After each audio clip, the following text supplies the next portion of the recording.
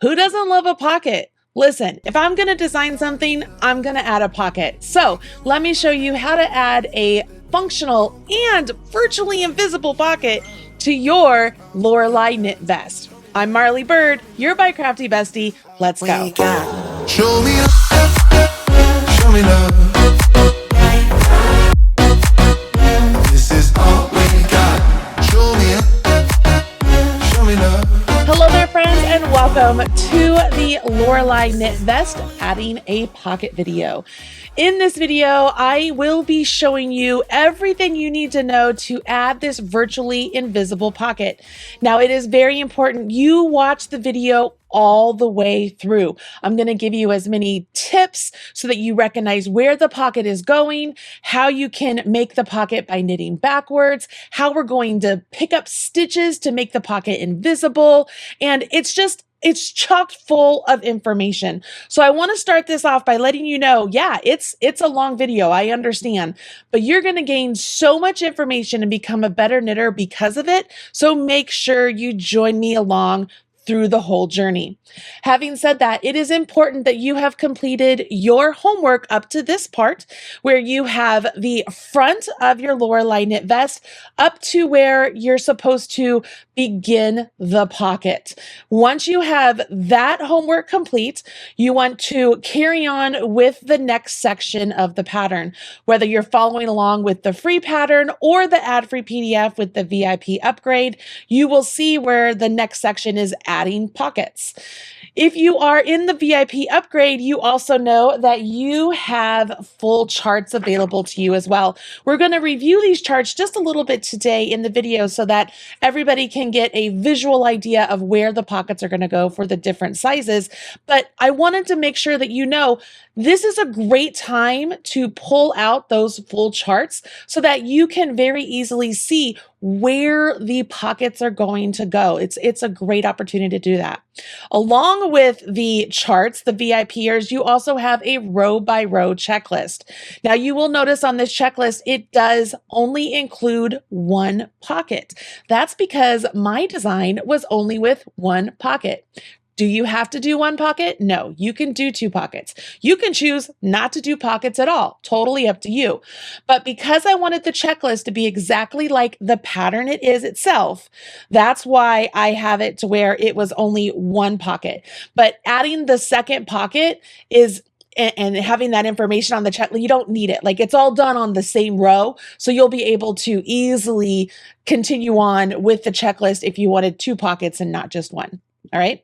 So that's all of that information. The only other thing you need to have besides the homework and the pattern is you want to make sure you have another ball of yarn. Okay. So you want another ball of your working yarn because as you work this pocket, you will not be cutting your active yarn. You're going to be joining in a new ball of yarn. And then it's always helpful if you have another set of needles. If you have your other needles on the back of your pattern, great. You can put those on a holder and use those needles if you want. If you have a third set of needles you want to bring in, you can do that. If you don't have any extra needles, it is possible to knit the pocket with the needles that are already on your vest. It will just be a little tricky. You'll have to make sure you're maneuvering the stitches. It's not advisable, but it is possible. So I just want to throw that out there. And they don't have to be circulars. They can absolutely be straight needles. I just prefer circular needles, so that's why I use those quite often. But with this pocket being as small as it is, you could use straight needles or even double pointed needles if they're long enough. Okay, so that's all the information. What I want to do now is take a look at the sample so that we can peek at this pocket. All right, let's go. This pocket is virtually invisible. As you're looking at this, if you didn't know there was a pocket right here, you probably wouldn't know. This is so much fun. Look how easy this pocket is, and it works seamlessly in with the pattern. And the way I did this was, as I'm knitting across. When I got to this row right here, where it was the row that was continuing on with these garter stitch bands, I bound off these stitches right here on my actual work. Okay, we're going to do that. We're going to bind off these stitches on the actual work. And you can do that here. You could do that down here. Like you could have them on both sides, right? I just wanted them on one side. Once those are bound off, that's when we're going to take a separate set of needles and a different ball of yarn, same color, just different ball. And we take this and we move it like this, and we pick up and knit stitches right behind the row we just bound off right here. And all of this that you see right here, this is just one long stockinette rectangle that is just knit back and forth, back and forth. It's folded up back on itself. And then you finish off again with these 4 rows of knit, which are garter stitch, which when this is all together, they look like they're behind the 4 rows that you just have right here. So they kind of look like it's no big deal. And so once you finish with those, they're still live on your needle. Your working yarn is down here. You start working your way back. And when you get to these stitches, you work right across those live stitches of the pocket and continue on. Now your pocket is joined. It's joined right here. It's joined right here. The only place it is not joined is back here. So you will close the stitches together, right? I just did a whip stitch along the edges, both of these edges. And then I tacked it down right down here to the bottom edge right above my ribbing, just so it didn't flop around. And it just lays nice and neat on the inside of my project right here. Can you see that? Okay. So now I have this nice little stockinette pocket, and it's all done in what crocheters would call a join as you go, because that's really what we're doing. We're going to pick up stitches along our work, and then we're going to make a stockinette swatch, essentially, that's 10 to 12 inches. And then we're going to fold that up on itself. And then as we're working back across the row, we're going to work across those live stitches. So now they're actually in our project again. And then we carry on for the rest of the front up to the armholes.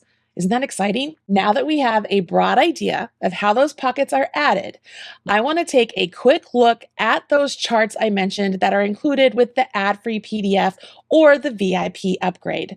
If you want the ad-free PDF or VIP upgrade, it is not too late to get those. I will make sure that there is a link in the video description box right down there below. Same place you went to get the link for the free pattern, if that's what you are following along with.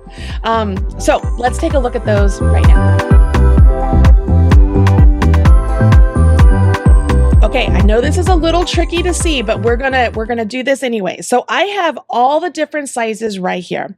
And what I want you to see is on the chart, you will see this sort of upside down half moon in these locations.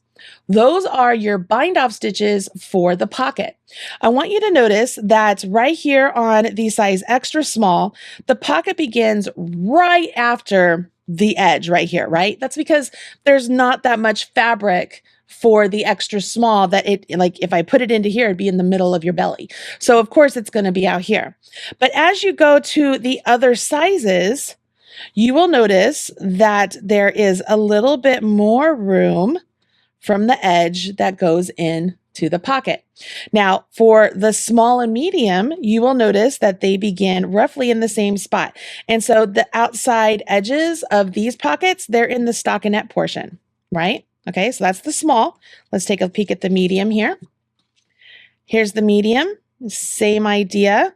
I'm highlighting those bind off. That's where the pocket's gonna go. So the edges of the pocket, right? They're right here in the stockinette. Can you see that? Okay. As you get to the large, extra large, and so on, you're going to see here that our pockets go between this column of garter, and then it works all the way across that column of garter and goes across or in between that column of garter stitches. You see that? Okay. That's just like how mine is, because this is the large, extra large. Here's the 2X. So this one here. This one goes in the stockinette portion, okay? Can you see that? I'm going to keep going. Here's mine. This is the 3X size. Again, it's in the middle of the garter stitch. Okay. And then this is the 4X, 5X. This one is also in the middle of the garter stitch.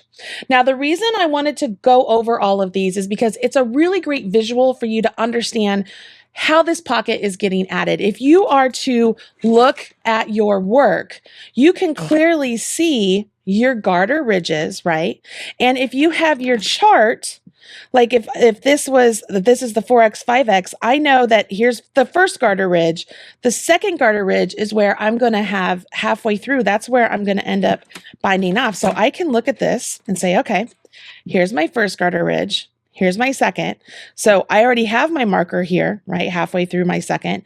So if without even looking at the numbers on my pattern, I know that my pocket's going to be right between these two garter ridges, right? For this size. If it's one of the other sizes, like, let's see here, not the two, let's go with the 2X. So remember the 2X is in the stockinette. So it's going to have the garter, and then it's like right in the middle of the stockinette. Then it's going to go over 2 garter ridges in the middle of a stockinette. So for that size, right, it's going to be the garter, which it won't be in this far because the garter is over there a little bit more, but still, it'll be the garter. It'll be in between here. It'll work across all of this and in between here. So then I can get a really good visual of, oh, that's where my pocket's going to go for my size, right? If you are somebody who's like me, who needs a visual like that, I hope that these are helpful to give you a good idea of why the numbers are different for all the different sizes, and why mine is going to be placed in between the garter stitches and yours might actually be in the stockinette. The whole process is going to be the same, but I wanted you to fully grasp why the pocket is in a different place for the different sizes. Same reason when you guys were doing the offset. So that way we can get that garter column right down the front of our vest. Okay. We just have the pockets are going to appear like they're in a different spot, but they're really in the same location on all of the vest. It just looks different because of how our stitches are located on the vest.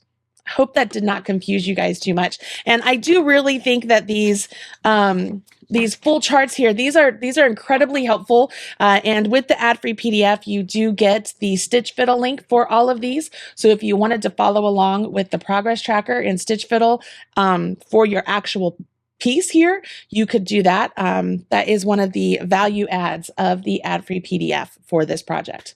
Okay.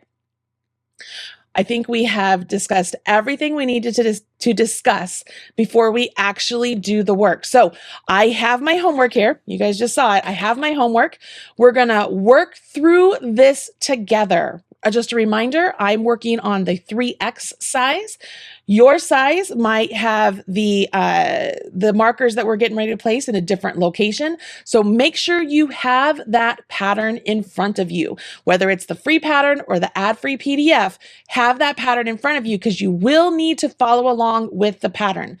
Reminder, the link is in the video description box below, or if you are in the Marley Birdhouse, you will find the PDF for lesson 3 in the same module that you are viewing this video. It will be over on the right sidebar, and it actually says pattern PDF lesson 3. So you want to make sure you click that so you can follow along with the lesson or get the full PDF when it becomes available in the Marley Birdhouse. And that will be in its own module. All right. All right. Now get your homework, get your yarn, get your spare set of needles, get that pattern, get your thinking cap on, get your courage up, because we're going to do some fun things here, guys. We're going to do some picking up stitches, knitting backwards. We're doing a plethora of stuff. So hang on tight. Let's go. Okay, ladies and gentlemen, here we go. So I have the printed off portion of the pockets. And you can see here, you can choose to add 1 pocket, 2 pockets, or no pockets. It's totally up to you. This setup row, this is where we are. So we're on the right side of our work. Okay, so I'm on the right side of my work, and this is where I'm gonna place markers. Now, these markers, I'm essentially placing them in the same locations we just talked about in the chart. It's either going to be right in between some garter stitch columns or in between some stockinette. It's the same placement that you saw on the chart, right? Okay. So if you wanted to double check these numbers, you could always look at the chart as well. But right here, we're going to, with the right side facing, place a marker on the needle after stitch number 1 or 7 or 13 or 19. And then another one after stitch number 25, 31, 37, or 43. And then if you want a second pocket, right? If you want a second pocket, you're going to add a stitch or a marker after stitch number 37, 43, 55, 61, 73, 85, or 91. That's for the second pocket, okay? And then another one right here. So it's that side of the pocket. This is the left front pocket. That's the right front pocket. And then this is the number of stitches you'll have left at the end of your work. Okay, so you have 4 markers in place. We are not including these markers right here that we added in. Remember when we were working with those markers there?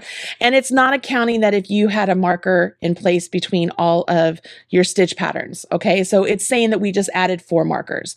So for that reason, I will be using a different type of marker. I'm going to use removable markers that I can add in, and they look completely different than the markers that I have in place for the stitch pattern, right?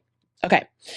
Once we do that, we're still going to be on the right side row because we haven't knit anything. We've just placed markers, and we're going to knit to the marker, remove that marker, and then bind off 20 more stitches, right? And then we will remove the marker and then do it again for the second pocket if you're doing the second pocket. Totally up to you. All right. So we're going to get this done first. Okay. So for me, I am making the 3X size, right? So I'm going to go ahead and highlight the number 13. I'm going to highlight the number 37. I'm going to highlight 85, and I'm going to highlight 109. Okay. All right. Can you guys see those? All right. That's just so that I don't get confused with all the numbers.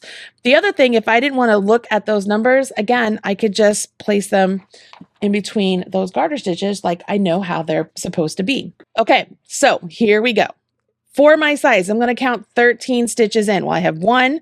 This is 1 repeat, so that's 12. So there's the first marker, just like we knew it was going to be right there between that garter column, right? I also know without even counting, I'm coming over here and I'm going to put this between this garter column. But if I wanted to count, this would be number 37, right? All of these stitches inside here, that's what we're going to bind off. That's what we will end up binding off. That's what will be my pocket. If I want a second pocket, I'm over here to the other side. I know, right? If I want symmetry, I know that it's going to be added right here into this column because this is my first column. This is my second. So even without looking at my numbers, I know it's going to be here. I'll work over this and then I'll put it here. Yours might be in a different spot depending on what size you are making. Again, follow along with the numbers and you will be right on. Okay. So I have added 4 new markers that are sectioning off my pocket. All right. I'm going to leave all my other markers in play because eventually I will want to use those again after I finish my pocket. As I continue on up to the armholes, I want to make sure I still have those markers in place because I find them incredibly helpful. I tried to work mine up without them and I kept messing up and I was like, I'm not doing it anymore. So I put my markers back in. Okay, now that the markers are in place, we're still on the right side. And this is where we go and we bind off the section where our pockets go. And I want to make sure you're following along because it can get a little bit confusing on where you are as you're binding off because you have to, as you're binding off, you're going to be left with 1 stitch on your needle when all 24 stitches are bound off. And you have to remember that that 1 stitch that counts as the first stitch for the next section of what you're working on, because it can get a little bit confusing, and I want to make sure you know exactly what you're doing. So I'm going to work over to my first marker that I placed for the pocket. Okay, I am coming up to my first marker. So I will go ahead and keep this marker in place because that's the one that was separating my stitch pattern. This was the marker for my pocket. I'm going to go ahead and remove it. I don't need it anymore. And now this is where I'm going to bind off 24. So I start off by knitting 2, 1 and 2, and then have the back stitch jump up and over the front stitch. So that's bind off, that's 1 bound off. So I've knit 2, but I've bound off 1. So I'm going to knit 1 more, jump, that's bound off 2.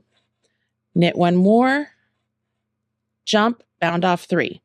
Knit 1 more, jump, bound off 4. And yes, I literally say that out loud as I'm binding off because it helps me remember where I am. Okay.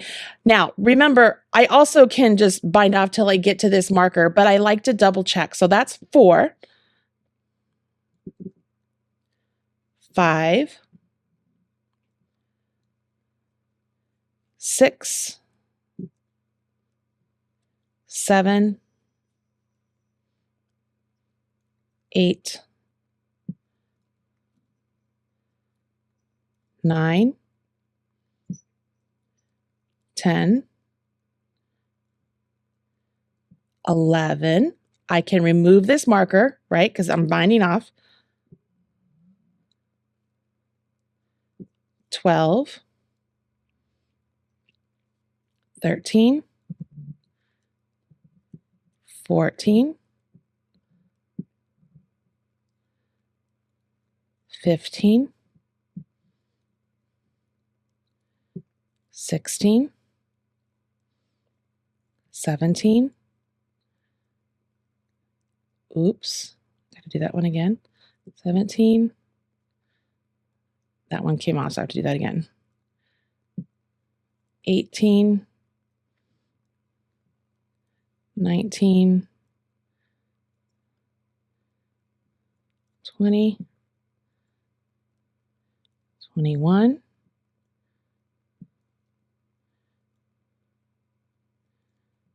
22, 23. Now, how many of you are like, wait a minute, you're supposed to have 24. You're to your marker. You should have 24. You're absolutely right. So what will happen is you will remove that marker, and you're going to have to move this if you have another marker in place, and you have to work 1 more to bind off this last stitch, which is the 24th, right? So I'm going to knit 1 and have it jump, and that gives me my 24. It can be a little bit confusing as you're binding off things like this. That's why I do like to say out loud what stitch number I'm on that I have bound off, because I have to remember that I have to go 1 beyond where my marker is to bind off that last stitch that's in my 24. Okay, that's just the nature of it is. So I have 24 stitches bound off. All right. What can be confusing here is this last stitch that we have on our needle. That's actually that second stitch right here of the 2 like garter stitches of the column. So this stitch right here is not included in the pocket. That's actually that next stitch. This one here is the one that would be when my marker was in place right here. We still have this stitch over here. That one still counts as over there. Even though it's on my right hand needle, it's as if I already worked it, because I did, right? Because when let me undo this. When I got to this point here where we met the marker and we were at 23, I still needed this stitch to get bound off. So when I take my marker off and I knit this next stitch, I'm literally already working the next stitch after the marker, right? I'm already working the next stitch after the marker. I'm going to knit it through the back leg because I put it on there backwards. So I've knit it, right? I've worked it. Now, as I take my last stitch over here from my pocket and jump it over this one, that doesn't negate the fact that I've already worked this stitch and it's still part of the stitch count after my marker, right? I'm just getting rid of that last stitch that was before my marker. Hopefully that makes sense. That's where things can get really confusing as you're binding off stitches. But now you have this one stitch here. That one stitch counts as part of the stitch count after your marker.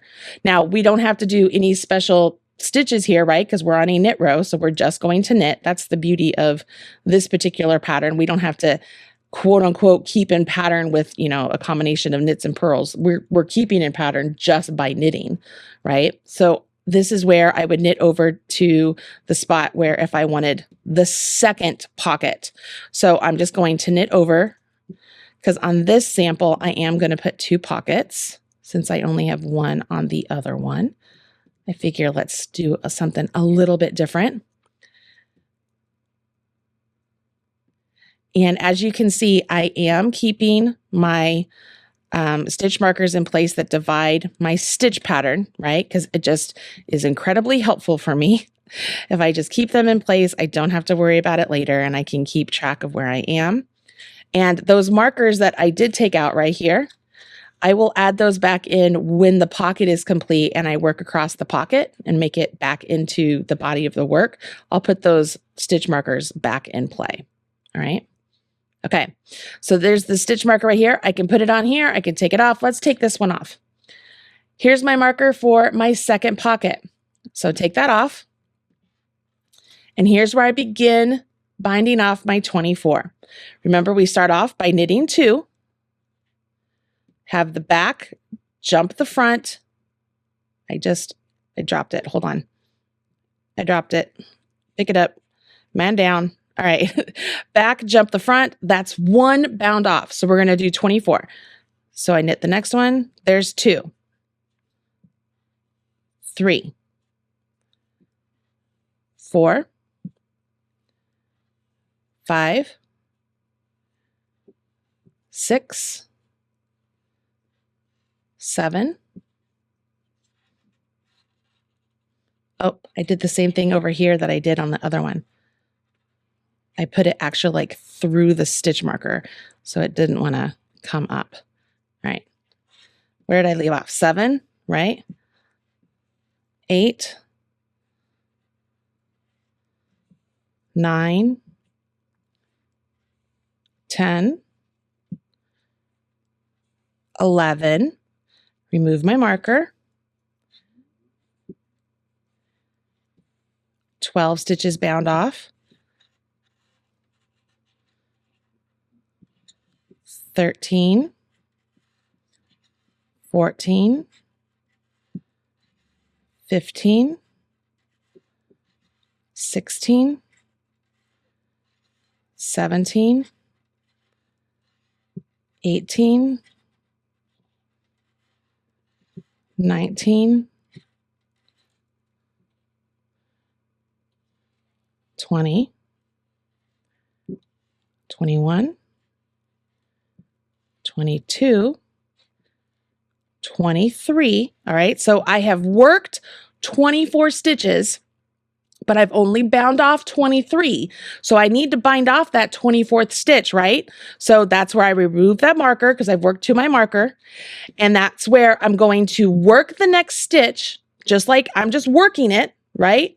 I'm going to work the next stitch, and then I will bind off the last stitch of my 24 over that first stitch I just worked.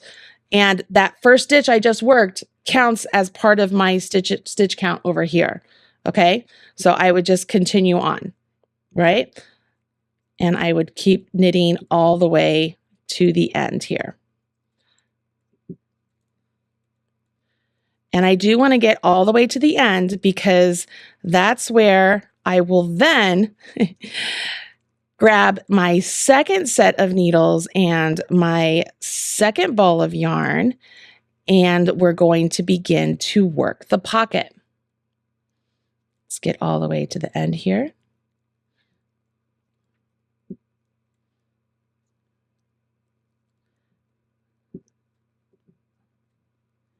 Okay. So I have stitches bound off for that pocket, stitches for that pocket. You can choose to just do one pocket. You can choose to do 2 pockets, totally up to you. But it's at this point, the yarn that is attached to your needles, right? We're going to set that aside. Do not cut it. It's just going to be on hold, all right? Because once we continue our pockets and we're ready to work back, that yarn is what we're going to continue working with, okay? You guys, are we with me here? Okay. Now, there are some of you who might be like, okay, well, why can't I just continue on and just cast on some stitches and fill in my pocket later on? Technically, if you are familiar with the way pockets are made, you could do that. But to make it look as seamless as possible, okay, because there's going to be seams on the inside where you're seaming the pocket closed, but there are no seams in the way we're going to add our invisible pocket. We are joining it as we go, and it's fantastic. So even though this might seem like, oh, I don't want to do that, I just want to keep going with the pattern, I want you to make the pockets the way I have designed them because it is so much fun. All right. Okay. So grab your second ball of yarn and your needles. And this is where we're going to continue on with the pocket lining. Are you ready for these pockets? It's going to be a lot of fun. All right, let's jump in. All right, so here is my left front pocket. So it's the first pocket that you see as you're looking at the right side of your work. We are going to completely ignore the needle that is on the front of our work, and you're going to grab your spare needle.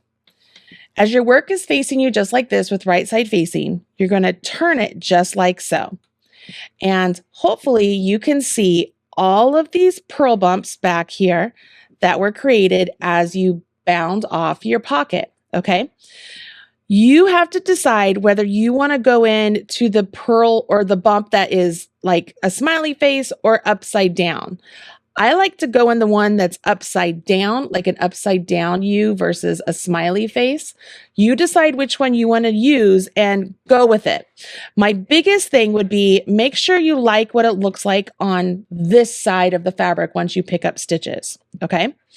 So we will start off over here. Now, the first thing you'll notice is there's a little bit of a gap here, right? Because as you go from this stitch to this stitch and it starts binding off, you have a little bit of a gap. Don't worry about that. We can use our tail to close this up and it's not going to be visible later. So don't stress about that right now.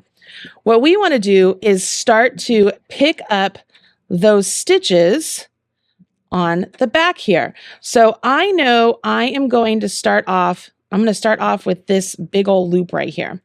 And I'm going to grab my yarn from a new ball of yarn, okay? And as I pick up and knit this, I am going to leave a nice long tail that I can use for seaming later on. So I'm just going to, really a nice long tail. I'd rather have a longer than too short. I'm just pulling that out. So I have my needle in here. I yarn over my needle and then pull that loop through. Okay, you with me? Looking at your work, again, going to the back side, decide which one you're going to go into. I told you I'm going to go into the ones that look like they're like upside down, right? So I'm going to put my needle right into the next stitch, yarn over, and pull up a loop. Do it again, go into the next stitch, yarn over, and pull up a loop. Let's do it again. I'm going to show you one more time with how you do it with just one needle. Okay. Yarn over and pull up a loop. Now, if you're struggling with doing this with one needle, you can use two. I'm going to show you how you would do it because this is what you're doing. We are picking up a stitch, right? So the first stitch I'm going to pick up this stitch right here. So I'm going to pick it up and I'm going to put it on my left-hand needle. All right. So now I've picked up a stitch. Now I'm going to knit it. So just like you would normally knit, go into that stitch just like you would knit it, yarn over your right-hand needle, and then pull it through, let that stitch jump off. Can you see that? So we're doing all of that just with one needle, but if you want to use two needles, you can. So I'll show you again. Go into the stitch you want to pick up that we will be working through, right? This is going to stitch I'm going to pick up. I'm going to put it on my left-hand needle. Okay.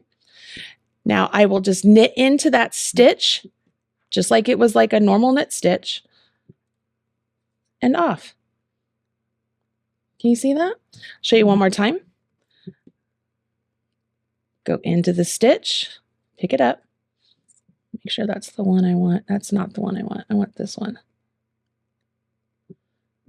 Okay. Go into it, yarn over, pop it through and off. Okay. So using 2 needles to do that is, you can absolutely do that, or you can use it with 1. If you can handle it with just 1 stitch, you can just go in, yarn over, and then pull that through. It's the exact same thing, just with 1 needle versus 2. If you are comfortable with a crochet hook and you want to use a crochet hook to pull up the stitch, so you would go into the stitch, yarn over your crochet hook, and then pull up a loop that you put on your knitting needle, you could do that as well. That's an absolute option. But the main thing here is we want to pick up 1 stitch for every stitch we bound off. So we want to pick up 24 stitches. And I'm going to get all the way to the end here. So you do the same thing on your end. I feel like you've watched me enough get through this, so you shouldn't have to watch the entire row. Let's get all the way to the end of this pocket.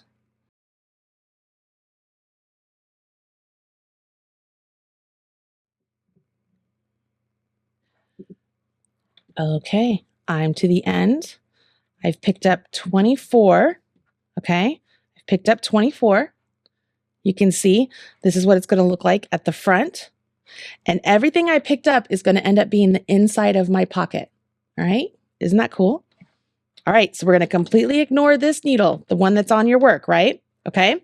If you kept a nice long tail over here, this is where I would just, if you kind of wrap it up like a figure 8, we can just have it set it aside and we can use it later. This is what I like to do. So it's like a butterfly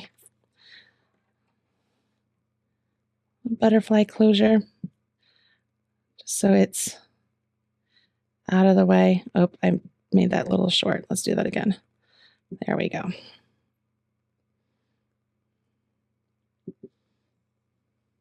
There we go. And just have it out of the way. Okay. All right. Now we have a pocket and we're going to work in stockinette stitch on this pocket. What does that mean? That means you're going to have to turn your work back and forth. I'm going to show you how to do that for the first 2 rows if you wanted to turn your work back and forth. Then I'm going to show you how you could knit backwards so you wouldn't have to turn your work back and forth. You could always have the right side facing you. That's how I prefer to knit the pocket, because it's only 24 stitches and I'm not turning my work every single time. So let's go ahead and do the first 2 rows together, and then we'll do the 3rd row together, knitting backwards. Sound like a plan? Okay, here we are. So I'm at the end of my row. This is where I would turn my work. Now I end up not turning the whole thing. I just turned this little section, and it's helpful if you have your work sitting on your lap or on a table where you can do that, so that this part down here isn't getting all messed up. But you're going to turn your work, and we're just going to work in stockinette stitch. So if you know how stockinette stitch works, when you're on the wrong side, which we're looking at purls, we're just going to purl these stitches. All right, so I'm just going to purl all the way across. Easy peasy, lemon squeezy, guys. Nothing big here. We're just going to work in stockinette stitch. It does get annoying because it's a lot of stockinette stitch. It's 12 inches over 24 stitches, but it goes by really quickly, I promise.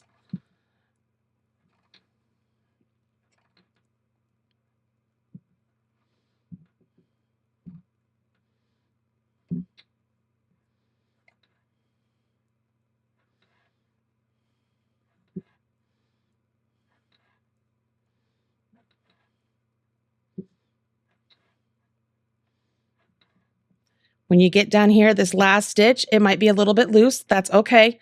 It'll tighten up later on, right? So we've purled the row. Now we have to turn. So this is where I go back, and I'm back to where my right side is facing. And just like stockinette stitch, we're just going to knit these stitches. So I'm going to knit all the way back. Notice I'm not slipping the first stitch. I'm not doing anything different for the first or the last stitch. I'm literally just keeping the whole thing in stockinette. And it's stockinette as the right side is facing you right here, as I have the right side of my vest facing me and I am working my knits. If I was have the wrong side facing me, I'd be working my purls, right? I just realized that I joined this yarn or this new ball of yarn to my vest with the yarn from the outside of the ball. So it's going to be flopping around all over, but that'll be all right. Okay, so I've reached the end of my knit row. This is where I would then, oh, maybe I didn't. I just had to move it. Okay, good. Okay, so now I would turn my work, right? Turn my work and purl back. And I would just keep doing this until this little section measures, what did I write down? I was like 10 to 12 inches is what you want. All right, so it's 12 inches what I wrote in the pattern. You could do 10 inches, whatever works best for you, right? But we're gonna keep turning back and forth. Now, because I like to simplify my life when it comes to knitting. That's why I did the join as you go also. I really like to work the knitting backward technique when I'm working with few stitches like this, so I don't have to turn my work back and forth. If you've ever watched my entrelock videos for knitting, you've seen this technique, which is great when you're doing entrelock and you're just working over a few stitches. We're going to use that same technique here. So I'm going to show you guys how to do this. You do not have to do this. This is something totally optional, but it's going to take the place of a purl row, so that way you don't have to turn your work back and forth. All right? Okay, so what happens is you get to the end of your knit row, and instead of turning to purl back, we're going to knit backwards. Okay? So I'm not turning my work. What will happen is instead of my right needle knitting off of my left needle is going to knit the stitches off my right. All right. So here's how we do it. You will take your left hand needle, go into the back leg of that first stitch, take your yarn, go over top of the needle and around. And just like a knit, you're going to take your left hand needle out with that new yarn and let it fall off your right. Into the back leg of the stitch, over top of your left hand needle, pop out of that stitch and off the right. Into the back leg, over top, out and off. Into the back leg, over top, out and off. If you are holding your yarn over here, it's the same thing. Into the back leg, over the top, out and off. Into the back leg, over the top, out and off. Into the back leg, over the top, out and off. Into the back leg, over the top, out and off. You can see my stitches are mounted correctly on my left-hand needle. Nothing is twisted because I am wrapping the yarn over the top, and I'm getting stockinette. And I don't have to turn my work. See? This becomes super easy. This is going to be one of those things you guys are going to be like, I just learned the best thing ever during this awesome make along with Marley. Like, this is so great, right? Okay, I'm going to put my yarn back over here. This is where I naturally knit. So go into the back of the leg and you just keep moving them up. Just think to yourself, you know how you normally are knitting off of the left onto the right, because all the stitches are on the right, you're just knitting them and you're getting them back onto the left. All the way to the end. And you go into the back leg. Remember, I told you if you go to the back leg and off, I'm to the end of my row. My stitches are mounted correctly. They're all listed correctly. I don't have to turn my work. Now all my stitches are on my left-hand needle. So just like normal knitting, I go back to just knitting like normal. And I'm into the front leg again, right? And going around and just keep going. And this is how you could work the pocket without having to turn your work back and forth and getting all frustrated, especially if you're somebody who's making the larger sizes like I am, where it's just a lot of fabric turning back and forth. You can just keep going back and forth just like this, working your stockinette stitch, right? Get to the end, go into the back leg, over top, and everything repeats itself. Isn't that fun? Isn't that fun? I love learning new techniques like that. Okay, so this is what you need to do now. You need to knit your pocket lining until it's about 12 inches or as long as you want it to. Something to think about is you want it long enough that you can fold it up on itself, and it's not going to be so long that it's hanging out underneath your vest, right? You don't want it to hang out underneath your vest, but you don't want it to be so short that it's useless. So really think about that as you're doing it. So you knit the 12 inches. You are obviously beginning with the wrong side, and you want to make sure that you're going to end with the right side. Okay, end after you finish the right side. And then you're going to knit 4 rows, just like it would be the first 4 rows of your stitch pattern. Okay, you're going to knit 4 rows. That will put you back to where you're on the wrong side again. You're ready to start the wrong side. And that's when we will join it back to the body of our work, which is also ready to be worked on the wrong side. Does that make sense? So pocket lining, 12 inches, end after a right side, knit 4 rows, which will make you end after, again, a right side, ready to work a wrong side. Once you've done that, you're ready to move on to the next step, which is joining the pocket back to the body and then continuing on with the pattern up to the armholes. You go work on your pocket. I'm going to work on my pocket. Join me back here and we'll continue on to the next step. So I'm curious, how many of you tried the knitting backwards instead of purling? It's not super hard, right? It's just one of those things that it just makes knitting a little bit more fun, I think, because you don't have to turn your work back and forth. Anyways, I have worked up the lining for one of my pockets. And what I want to do now is I want to show you exactly how you would proceed with finishing one pocket, doing the next pocket, and then continuing on where you're joining the pocket into the body so that way you can carry on with your project. So if you're ready to go, let's go ahead and peek down here. And what you see down here is this. So this is where we left off, right? We left off, I was working on this pocket over here. And what I thought to myself was, you know what? I'm never going to get this done and this done in time to get this video complete for all of you. So I went ahead and I put these stitches on hold because then I could use my needles to work on the pocket over here. But it also gave me a chance to demonstrate that when you finish this pocket, and you're ready to do the next pocket, if you don't have another set of needles, you're just going to put all of those stitches on some scrap yarn and just hold it in place, okay? So that way, once you're done over here with these needles, you can put them back in here and use the second or use the needles over here, all right? So that's the first thing. When you finish this pocket, put it on a holder, all right? Obviously, this will be longer, but that's the first thing you're gonna do. Once you do that, obviously, you come over here. This is the second pocket. I did the exact same thing. I folded this over, I picked up and knit stitches, and then I knit this stockinette pocket here all the way up until it measured 12 inches. And then I knit 4 rows. So I was on a wrong side. So I knit 1, knit 2, knit 3, knit 4. Okay. So I'm at the end of my 4th row, which would be the row number 4 of your Stockinette Windows Stitch Pattern.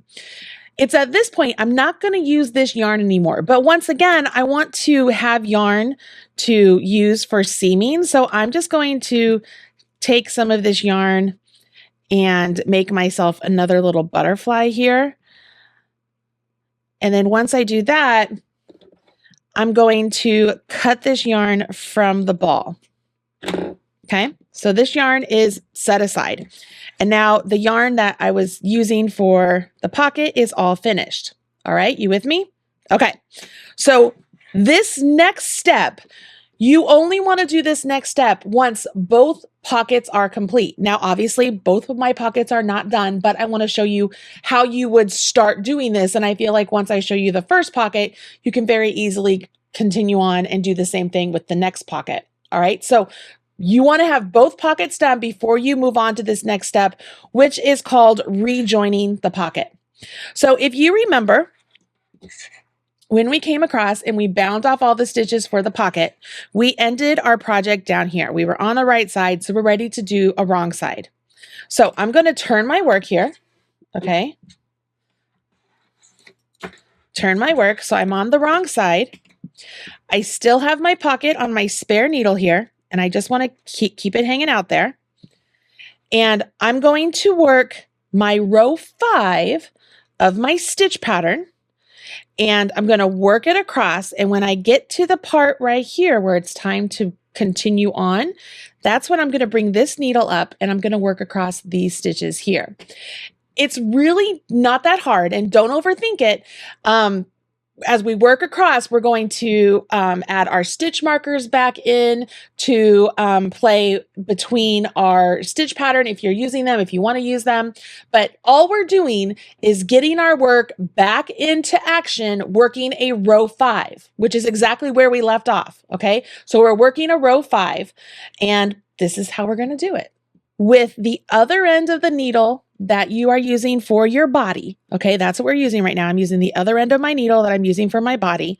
I'm going to work my row 5 over to where my pocket is. Now, obviously, I'm going to have more stitches here than you will if you're doing one of the smaller sizes, or I'm going to have fewer stitches than if you're using one of the bigger sizes, but we're going to work over in pattern.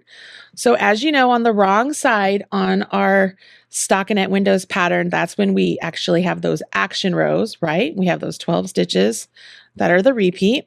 Slip my marker, knit 2, purl 8, 1, 2, 3, 4, 5, 6, 7, 8, and then purl 2. Now, remember, I did my pocket in the middle of my garter column. So if yours is over here, you won't have a purl 8, you might have a purl 4, a purl 5. I'm not real sure, but you see what I mean. Okay, I'm to my pocket. This is where I'm going to use my spare needle now, okay? So I'm grabbing my spare needle with the pocket on it, and I'm bringing the stockinette portion is going to be on the inside, so I'm bringing it up so the outside reverse stockinette is towards me, and I'm going to knit across this needle onto this needle, and I'm going to maintain my pattern, okay? So I am to the end of my row here, or end of my stitch pattern, so I'm going to add a marker, and this would be my first 2 stitches of my pattern would be knit 2, so I knit 1, knit 2, make sure that's still nice and snug so it just looks like it transitions really easily from right there to there. Now I'll purl 8, 1, 2, 3, 4, 5, 6, 7, 8, knit 2, knit 1, knit 2. That's the end of my repeat. So I'm going to add my other marker that I used to have there. And then I do my next repeat, right? So knit 2, knit 1, knit 2, purl 8, 1, 2, 3, 4, 5, 6, 7, 8, knit 2, knit 1, knit 2. All of my pocket stitches are now worked into pattern, right? Row 5 has worked now completely across my pocket stitches. This is where I would take this needle here now and I would put it into my other pocket that is on holders. So now I can do the same thing over there. But did I put a marker there? So that's the end of that repeat. So I'm going to stick a marker back in there. Oh, the marker doesn't want to come. I'm having a terrible time. All right, so there's a marker. So now I come back over here and I'm picking up the needles that are, it's the opposite needle of this one, right? Picking up the opposite needle over here, still using the same yarn. It's the same yarn. And I continue to work in pattern. So I'm at the start of my pattern again. So I knit 1, knit 2, purl 8, 1, 2, 3, 4, 5, 6, 7, 8, knit 1, knit 2. Now, obviously, if you did not do 2 pockets, maybe you just did 1, or maybe you just did this one, you didn't do the other, whatever it is, you're going to join the pocket in this manner, no matter which side it's on. If there is no pocket, you just continue on knitting because all of your stitches are already on your needle. You don't have to do anything special. But now you guys can very easily see how this is a join as you go. So I would keep going here until I got to my next pocket. I'm still maintaining my pattern. Remember, it's a row 5 of the Stockinette Windows pattern. And I'm on the wrong side. Get down here, knit 2. Slip my marker. Work again. I just keep going, right?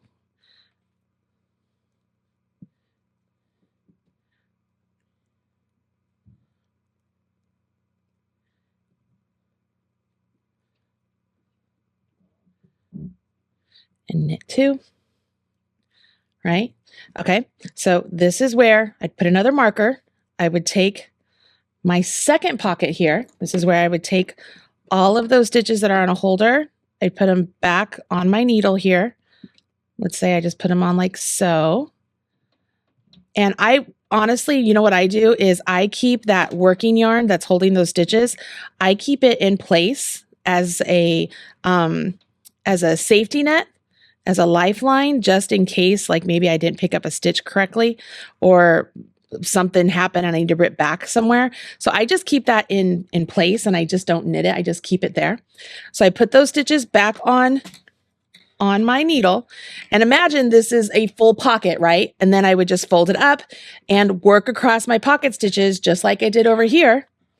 And once I got over here, I'd continue on to the end. You with me on that? Okay, I don't want to keep going because I want to finish this pocket before I join. But clearly you can see how this would just fold up and you'd work across these stitches. Now knowing that everything's joined now, let's take a peek at what it looks like. So right here, this is the pocket that we joined. It looks a little loose here. Don't worry about it. We can absolutely tighten that up when we do our seaming and stuff. We'll do duplicate stitch there and it'll clean it right up. But your pocket just rests right behind those two ridges of garter that you have there from the garter band. And if it happens to slip up, it looks like you have a garter band here too, right? See how the column of garter stitches continues on? It starts right here. So it just continues on with the pattern, okay? What do you think? Is this something you think you can do? Are you amazed at how cool it is to add this pocket? Like, it's really not so hard to do, and it's such a cool little detail that if you wanted to add it, great. If you don't want it, you don't have to. I just really like it. So what I want to do now is I want to have you take a look at this so you can see what your homework is after you finish that pocket, okay? All right, so obviously we're looking at the sample again. Here is my pocket right here. So once you have rejoined the body of your work with your pocket, you're going to continue on in your pattern all the way up to the armhole. Okay, you're going to get up to the armhole. This will be the same point that you should be at on the back. So your front and back should match all the way up to the armhole. That's what you need to do before we move on to the next step. So this section, this lesson, this portion is a lot because you do have to knit your pocket, rejoin your pocket, and then continue on with your full body up to the armhole. And so by the next video, you should have the front up to the armhole and the back up to the armhole. Okay. And remember, like I said, you can do one pocket, you can do two pockets, you can choose to do no pockets. It's totally up to you. But whatever you choose to do, just have fun with it, be patient with yourself, and you're gonna love it. You're gonna love this vest. It's so much fun to work on. Make sure you keep track of what rows you're on, whether you're using the row by row checklist included in the ad-free PDF or the VIP upgrade, or if you are keeping tally some other way. Keep track of what rows you're on. Don't forget that you can still count those ridges between the big bands of ridges or big bands of garter. That's 5 ridges next to the stockinette, and it just is real easy to keep track of. Once you complete your homework, join me in the next video. That's when we are going to tackle the armhole shaping, and we're going to address the front neckline, because we do something really cool at the front neckline. That's the whole reason we needed that garter column down the center front of our vest. So I'm excited to show you how to do that. I'm also going to walk you through the whole at the same time process, because you will be shaping the armhole at the same time you're doing the front of the neck. So finish this homework up, and then join me in the next video where I get to show you the next big portion of the vest. Believe it or not, you're almost done. You are doing great, and I'll see you soon. Bye.